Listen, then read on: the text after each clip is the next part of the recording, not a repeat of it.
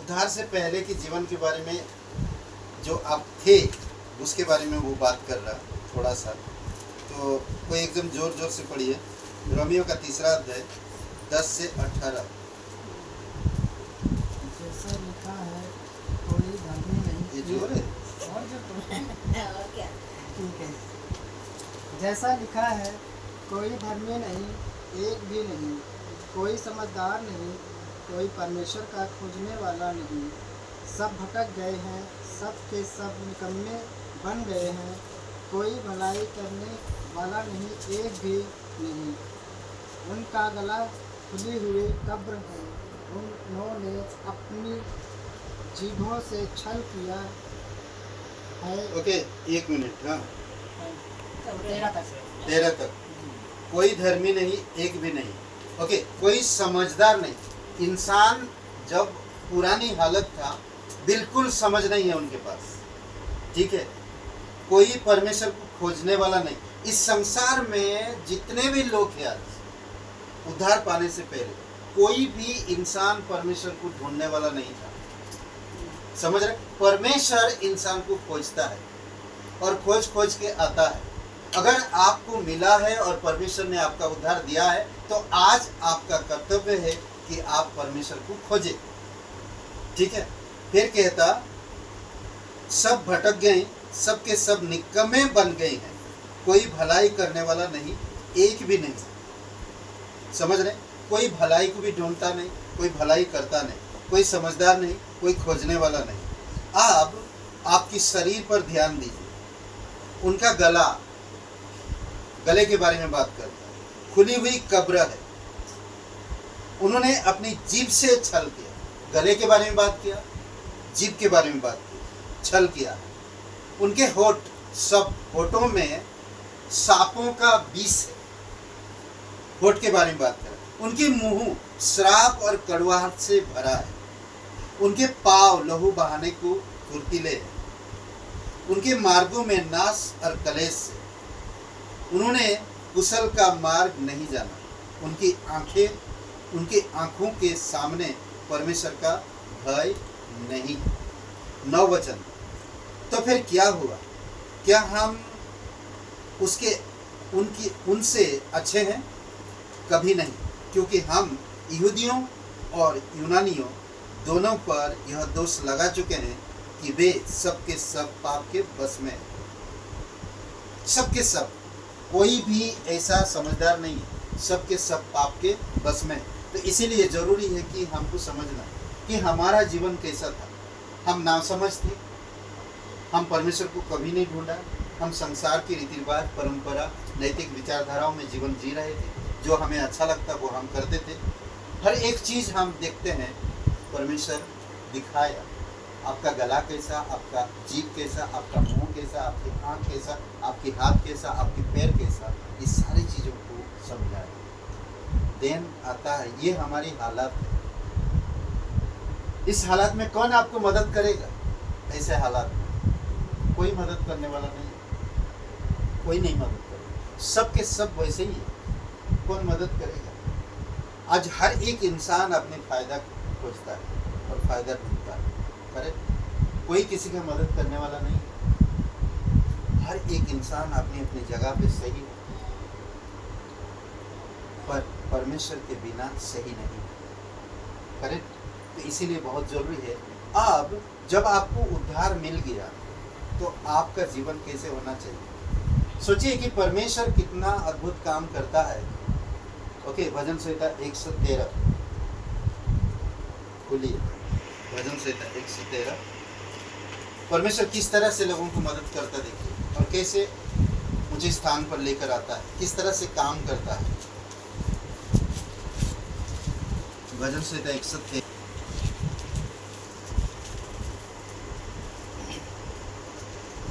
मैं नहीं बताऊंगा, नहीं बताऊंगा। 113 का 7, 8, 9। और दरिद्र को घोड़े पर से उठाकर ऊंचा करता है कि उनको प्रधानों के साथ अथाह अपनी प्रजा के प्रधानों के साथ बैठाए। वह बांझ स्त्री को बच्चों की सुखी माता बनाकर घर घर में बसा देता। को मिट्टी पर से और दरिद्र को कूड़े पर से उठाकर ऊंचा करता है। क्या आप इसका महसूस कर सकते हैं? हम लोग कैसे थे? हमारी गला कैसा था? हमारी शब्द कैसे थी? हमारी आंखें कैसे थी? हमारी पैर कैसा था? हमारी हाथ कैसा था? हम नासमझ थे। हमारे पास कुछ भी ऐसा नहीं था जिसे हम तारीफ कर पाए या हम तारीफ सुन सके। बट परमेश्वर ये सारी चीज़ों को नजरअंदाज बोलते हैं, क्या बोलते हैं, अनदेखा करके, इन सब चीज़ों को अनदेखा करके हमें घूरे में से ऊपर उठाया। क्यों? क्योंकि हमारे पापों को क्षमा किया और हमें एक नया जीवन दिया। 8 वचन में कहता कि उसको प्रधानों के संग, अर्थात अपनी प्रजा के प्रधानों के संग बैठाए। जानते हैं, मैं क्लास में बता रहा था कि आपकी बैठना उठना किसके साथ है? अपनी प्रजा के संग। जानते हैं प्रजा कौन है उसका? अब्राहिम, नूह, सोचिए, मूसा, दाऊद, ये सारे लोगों के साथ आपको बैठाया। ऐसे लोग हैं जो आपको वहां पर पहुंचाए। हम लोग कभी सोच भी नहीं सकते थे, हम लोग को भी विचार में भी आया नहीं होगा, पर परमेश्वर हमें कहता है कि तुमको मैं उनके साथ बैठाया, मेरे प्रजा के प्रधानों के साथ। प्रजा है पर प्रधान भी है। दानियल के साथ, दानियल के बगल में बैठ के पूछना कि दानियल जब तू शहर के अंदर तक कितना डरा था, वो बोलेगा मेरे से तो ज्यादा तू डर रहा है, मैं तो बताया नहीं। समझ रहे? तो सोचिए, इतना बड़ा भीड़ को लेकर मूसा जब जा रहा था तो मूसा से पूछना, जब आगे समुंदर था, पीछे फिरौन की सेना थी, तो मूसा बीच में, सब लोग भड़के हुए थे। तब उस समय क्या सोच रहे थे? उस समय मुझे एक ही चीज आ रहा कि परमेश्वर का जवाब कब आएगा। समझ रहे? परमेश्वर की जवाब कब आएगा। 9 वचन में कहता है, वह बांझों को घर में लड़कों की आनंद करने वाली माता बनाता है। परमेश्वर की स्तुति करो। जानते हैं प्रभु यीशु मसीह आपको कहाँ से, परमेश्वर आपको कहाँ से उठाए? घूरे में से। घूरे का मतलब समझ रहे हैं? लाजर को देखिए, लाजर और धनवान व्यक्ति ना, और धनवान व्यक्ति की जो गेट के सामने जो कूड़ेदान रहता था, कूड़े रहता था, कूड़ेदान बोल रहे, कूड़े रहते थे, डालते थे, वहाँ पर उसको छोड़ दिया जाता था और वहाँ का कूड़ा खा के, मतलब चूटन खा के वो दिन बिताता था। कहते हैं कि वहाँ पर कुत्ते मक्खी भिनभिनाते थे, कीड़े मकोड़े सब चीज़ें थी। कुत्ते, उसके घाव, उसके शरीर में घाव था, कुत्ते आकर चाट देते थे। सोचिए, ऐसे हालत था हम सभी का। हम सब पापी हैं, कोई धर्मी नहीं है, हम कोई समझदार नहीं है। सोचिए, हमारी शब्दों में जहर है, हमारी पैर खून करने के लिए दौड़ता, लहू बहाने के लिए। सोचिए, हम ऐसे थे, बट परमेश्वर ने हमें चेंज किया। प्रभु यीशु मसीह हमारे लिए क्रूस पर बलिदान, हमारे सारे गुनाह, चाहे हम आंखों से की हो, चाहे हम हाथों से की हो, चाहे हम कैसे भी गले से किया या शब्दों से किया, हर एक चीज को उसने क्रूस पर भर दिया। और हमें इफिसियों का 2 अध्याय 6 वचन पढ़िए। उसके साथ उठाया और स्वर्गीय स्थानों में बैठाया।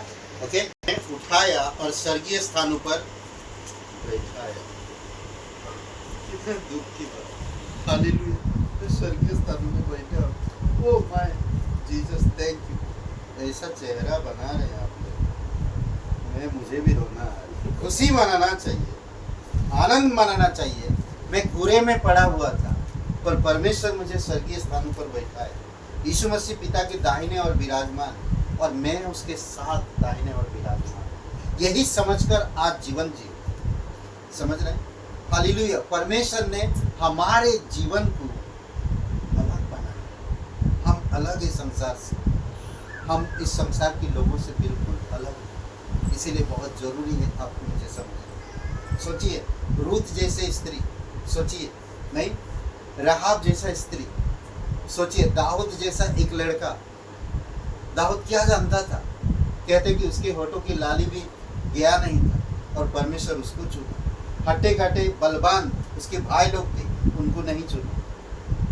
सोचिए, थोड़ी समय के लिए ध्यान दीजिए। पतरस, यूहन्ना, याकूब, इन लोगों को परमेश्वर चुना। ये लोग कैसा थे? मछुआरा रोजमर्रा जीवन में जी रहे थे। यीशु ने कहा मेरे पीछे हो लो, उनकी पाप क्षमा किया, उन्हें नया जीवन दिया। जब वो लोग प्रचार कर रहे, जब लोग बातें कर रहे हैं, तो लोग अचंभा कर रहे हैं। क्यों? क्योंकि वो यीशु के साथ थे और सुनकर अचंभा कर रहे और कह रहे हैं कि ये लोगों के पास ज्ञान कहाँ से आया, ये लोगों के पास ज्ञान कहाँ से आया। तो इसीलिए बहुत इम्पोर्टेंट है कि हम हमारी उद्धार के परिणामों को कभी भी खोना नहीं चाहिए। हमें उस उद्धार के परिणामों को हमें ध्यान देना चाहिए। उद्धार आपके लिए बहुत ही महत्वपूर्ण चीज़ है। उद्धार से पहले आप क्या थे, उद्धार के बाद आप क्या हो, उस पर ध्यान करें। आपको परमेश्वर ऊंचे स्थान पर विराजमान करा है, स्वर्गीय स्थान पर है आप आज। इसीलिए बहुत जरूरी है कि आपको मुझे समझ लें। दूसरी बात है कि जो हमारी सोच विचार में भी नहीं आया, वो परमेश्वर हमारे लिए करता है। यीशु मसीह आपके लिए क्रूस पर जीवन दिया, आपको नया जीवन दिया, अनंत जीवन दिया, स्वर्गीय जीवन दिया, कलीसियाई जीवन दिया, आध्यात्मिक जीवन दिया। इसीलिए हमें भूलना नहीं चाहिए, कभी भी नहीं भूलना चाहिए। हर एक मनुष्य आज उनके बारे में मत सोचो, संसार के बारे में मत सोचो, कंपेयर मत करो लोगों को, कंपेयर मत करो किसी के साथ, कोई भी चीज़ में कंपेयर मत करो। कंपेयर का मतलब समझ रहे, तुलना मत करो कोई चीज़। आप आध्यात्मिक लोग, आपको परमेश्वर ने चुना, आपका जीवन बुरे में पड़ा हुआ था, परमेश्वर ने उठाया और स्वर्गीय स्थानों पे बैठाया। तो इसीलिए बहुत इम्पोर्टेंट, बहुत ज़रूरी है कि आपको मुझे समझना और जानना।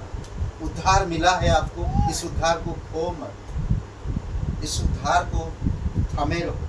और उद्धार के बहुत सारे परिणाम, बहुत सारे उद्धार के परिणाम, बहुत अच्छे अच्छे चीज़ें हम क्लास में सिखा रहे हैं, लोगों को बता रहे हैं कि उद्धार कैसा है, समझ रहे हैं। तो इसलिए बहुत ज़रूरी है कि आपको मुझे समझना। दो चीज़ें, यीशु हमें उठाया, परमेश्वर हमें उठाया बुरे में से, ये था परमेश्वर का प्रेम, परमेश्वर का अनुग्रह। और मनुष्य का हालात बुरे ना, कहाँ पर? धूल मिट्टी, धूल मिट्टी हम लोग कहाँ पर ले जाते हैं? झाड़ू मार कर घर की कहाँ डालते हैं? डस्टबिन। क्यों? हम वही थे, डस्टबिन में पड़ने वाले लोग थे। और परमेश्वर हमें उठाया, परमेश्वर हमें आदर दिया, परमेश्वर हमें ऊंचा किया, ताकि लोग आपको आदर दें, आप एक एग्जाम्पल बन सके, आप एक उदाहरण बन सके। अद्भुत है। ओके, इसीलिए आप उद्धार को भूलो मत, हमेशा उद्धार को याद करो। आपको प्रभु यीशु मसीह ने क्रूस पर लहू बहाकर उद्धार दिया है, कब्र में गया और तीसरे दिन मरे हुए से जी उठा। इसीलिए जरूरी है कि आपको समझ। आइए प्रार्थना करते हैं। पिता परमेश्वर, प्रभु यीशु, हम धन्यवाद देते हैं, सारा आदर, सारा महिमा हम आपको देते हैं। तो सच्चा परमेश्वर, तो जीवित परमेश्वर, प्रत्येक लोगों को आप अभिषेक करो तेरी पवित्र आत्मा की सामर्थ्य में। धन्यवाद देते हैं, तू राजाओं का राजा, तो प्रभुओं का प्रभु, दयालु और करुणामय परमेश्वर, सारा आदर, सारा गौरव हम आपको धन्यवाद देते, धन्यवाद देते पिता। तेरी दया की हमें सख्त जरूरत है, तेरी अनुग्रह की हमें जरूरत है परमेश्वर। धन्यवाद करते हैं, तू राजाओं का राजा, तू प्रभुओं का प्रभु। धन्यवाद देते हैं, यीशु मसीह के नाम से मांगते हैं।